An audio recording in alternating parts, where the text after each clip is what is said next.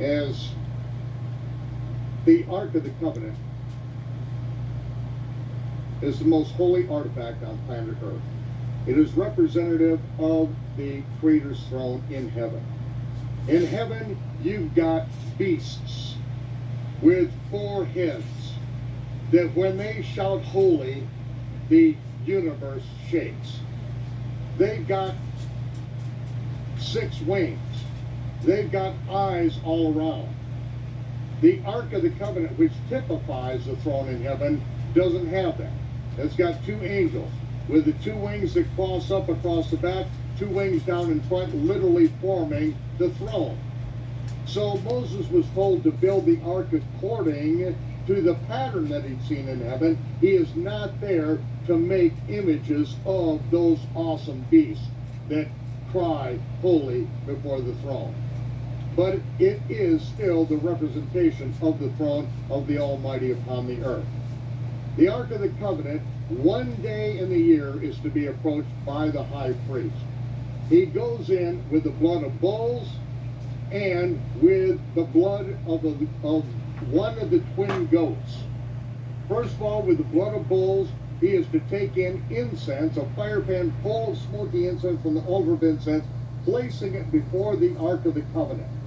As he faces the Ark of the Covenant, the wings of the angels form the back of the seat. He's literally before the throne of the Almighty.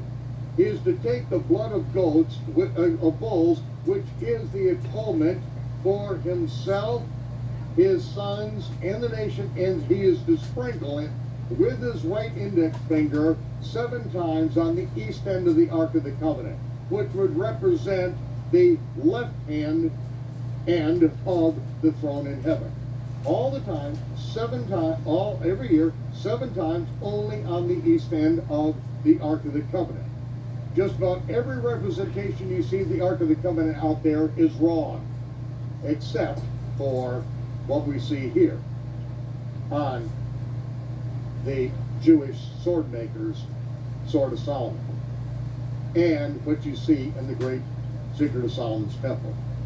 Remember, the poles that were used to carry the ark. In Solomon's Temple, it says they drew the staves out to one end so that the ark could be seen out in the holy place, but they weren't seen out in the holy place. What does that mean? It is that the staves pushed the curtain out so it could be seen that the ark is in place. The staves pushed the curtain out on each side of the altar of incense so that the ark could be seen out in the holy place, but couldn't be seen out in the holy place. That's the only way that it could be seen and not be seen. You know it's there. And the high priest goes in and sprinkles the blood on the east end, which is the left-hand side of the ark. Then comes the time of Nebuchadnezzar's siege, which we read about in 2 Maccabees chapter 2, verses 2 and following, where Jeremiah and several of the faithful priests receive a vision to hide the Ark of the Covenant, to take it out toward the place where Moses spied the Holy Land. But remember, the siege wall is all the way around Jerusalem. They're not going to get through the siege wall. But how are they going to get it out? This is how they know, because they receive a revelation on how to activate the same hydraulic elevator system. Now, after I went down to Egypt and now constructed this with the help of John Fiala, now the question remained, what was the mechanism, the apparatus that was used for these 2 brass pillars standing out in front of the temple? Then it says the capitals, which are solid brass, hundreds of tons, sitting on top of 31-foot columns. Why are they 5 cubits tall? And then after the siege, they're only 3 cubits tall. But when they break down the brass capitals, destroy them and carry the brass away into Babylon, the capitals are 5 cubits again.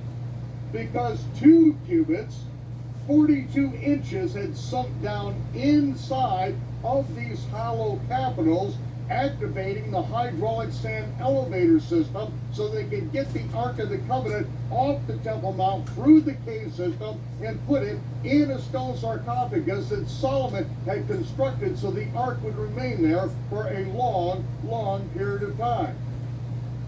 Now we go 1,000 years into the future. In the stone roadbed outside of Damascus Gate, where all the executions took place, on that day, which is the 14th day of the month of the Aviv, while the Passover lambs were being sacrificed on the Temple Mount, the Lamb of God was outside the north gate of the city of Jerusalem. Outside the gate, outside the camp, where an altar in stone was constructed, and this is where the Almighty set it all in place. When Yeshua cried with a loud voice, it is finished.